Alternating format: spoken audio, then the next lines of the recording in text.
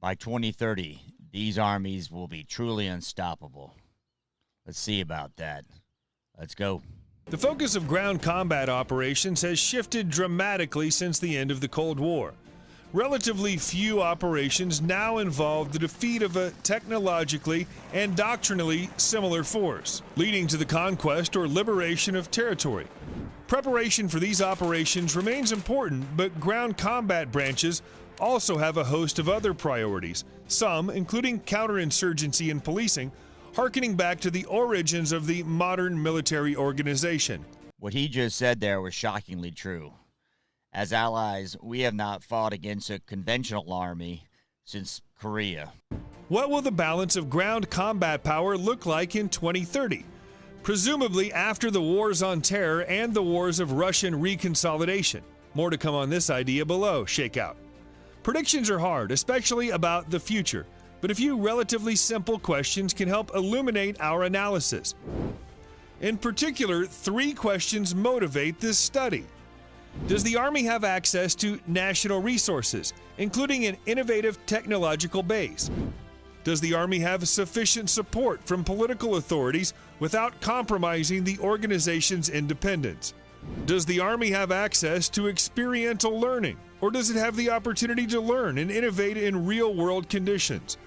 Given these questions, most ground combat forces of 2030 will very much resemble the most lethal forces of today, with perhaps a couple of important changes.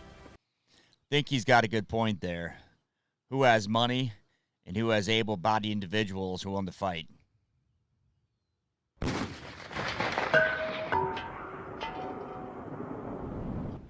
Five, India. The Indian Army is poised to stand alongside the world's most elite ground combat forces. While Indian Army equipment has lagged behind competitors in important ways, India now has access to nearly the entire universe of military technology. Russia, Europe, Israel, and the United States all sell their wares to India, complementing a growing domestic military-industrial complex. Despite the need to compete with the air and naval services, the Indian Army should have greater access to advanced technology in the future than it has in the past, making it an even more formidable force. I would agree. India's got the resources and the human capital. I don't know their culture fits in to them being a dominant military force. 4. France. Of all the European countries, France will likely retain the most capable, lethal army in the future.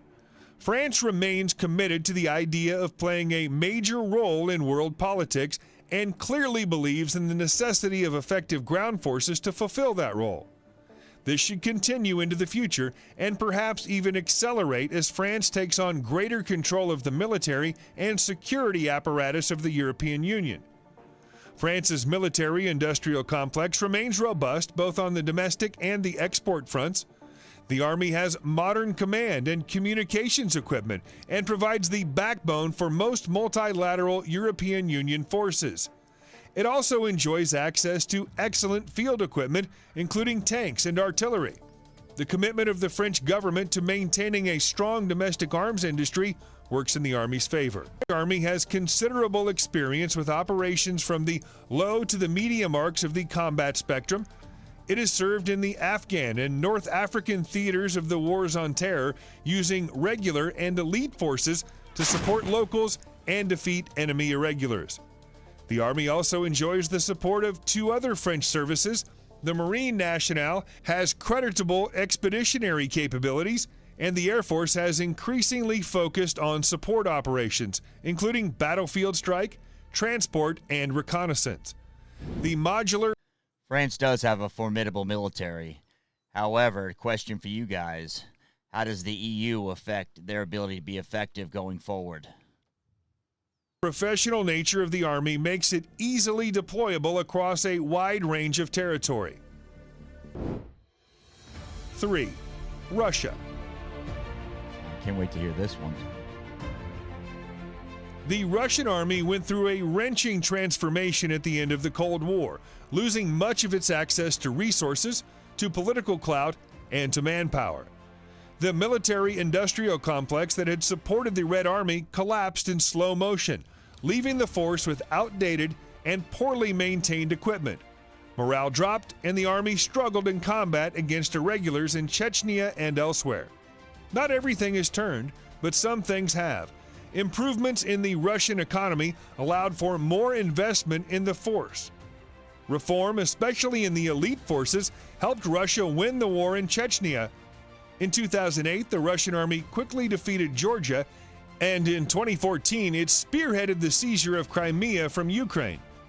The Russian army will remain a lethal force in 2030, but nevertheless will have serious problems. Access to technology could become a greater problem in the future. The death throes of the Soviet military-industrial complex have finally played out, leaving a system of innovation and production that has struggled on both sides of the coin. Manpower may also prove problematic as the Army seems stuck between the old conscription model, supported by dwindling population, and the volunteer system that makes elite forces so special. Still, Russia's neighbors will continue to fear the size and prowess of the Russian Army, especially in so-called hybrid operations, for a long time. I don't know what to think about the Russian military. I think access to technology is there for the highest bidder. So I think he's wrong there. Number two, I don't know if they have the willing manpower who want to fight on behalf of Russia today. What do you guys think? Put that in the comments.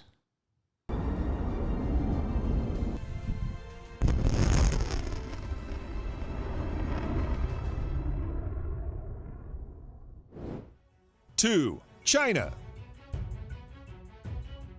Since at least the early 1990s, the People's Liberation Army has engaged in a thoroughgoing reform of its ground forces. For decades, elements of the PLA acted as the guarantors of specific political factions within the Chinese Communist Party. For decades, elements of the PLA acted as the guarantors of specific political factions within the Chinese Communist Party. As reforms took hold, the PLA became a commercial organization as much as a military one, taking control of a wide variety of small enterprises. This situation began to turn as the Chinese economy erupted in the 1990s and 2000s. With access to funding and an increasing innovative technology sector, the ground element of the PLA began to slim down and reform itself, becoming a modern military organization. Like its American counterpart, the ground force of the PLA must share the financial pie with a pair of voracious partners. The era in which China focused on ground power at the expense of sea and air power has decisively ended.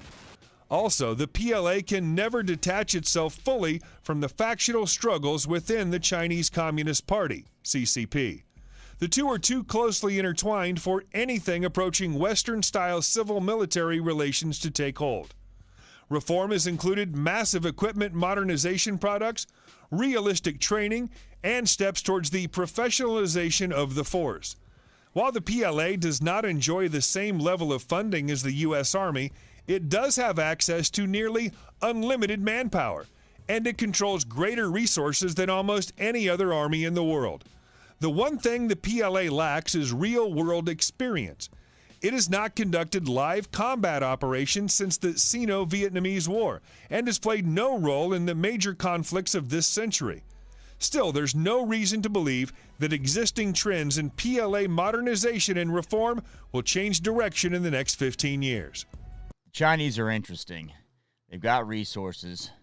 They've got intellectual property. They've got people, right? But do the people really care about this?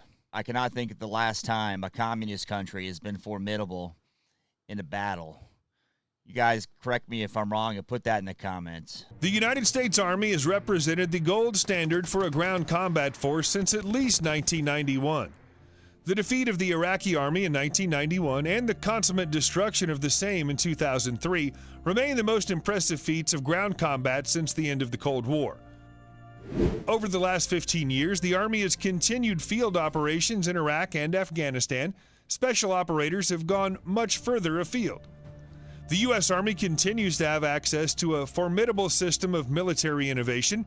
It shares the pie with the Navy, Air Force, and Marine Corps. Do I think the U.S. Army is effective? Yes. Do I think we have the most combat experience the last 2 decades? Yes. Do I think we have the political and social stomach for it? I don't know. What do you guys think? Withstanding sluggish growth in the last decade, the pie remains very large.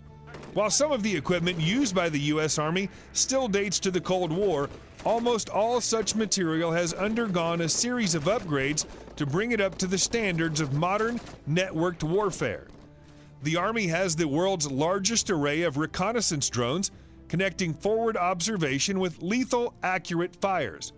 Moreover, the Army has 15 years of combat experience in the wars on terror, the longest period of consistent combat operations since at least the Indian Wars.